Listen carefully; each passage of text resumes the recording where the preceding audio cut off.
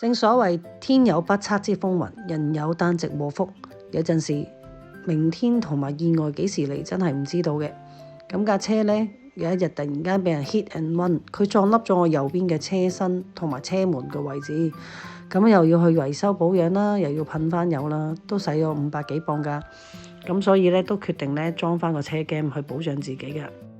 而又睇唔到對方嘅車牌，根本上就追究唔到。咁今次想裝2架車啦，咁呢一架車咧佢有個倒車鏡頭嘅，咁我哋只需要裝個前置嘅車 cam 嘅啫。而另外呢架咧就係諗住裝埋個後車鏡頭，方便自己泊車㗎。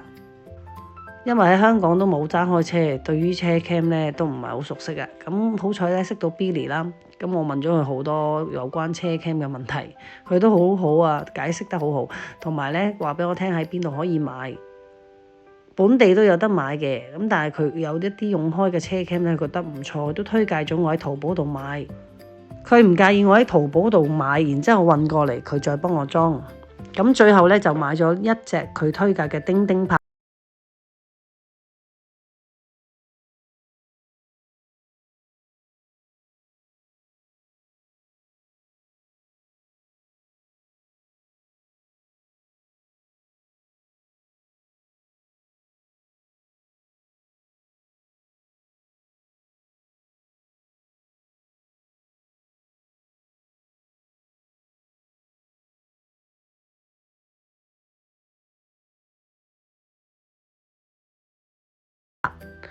咁呢一個佢話高清嘅效果唔錯，而另一款呢，我就揀咗呢闊 mon 嘅，咁可以我喺我倒車嘅時候呢都睇得好清楚。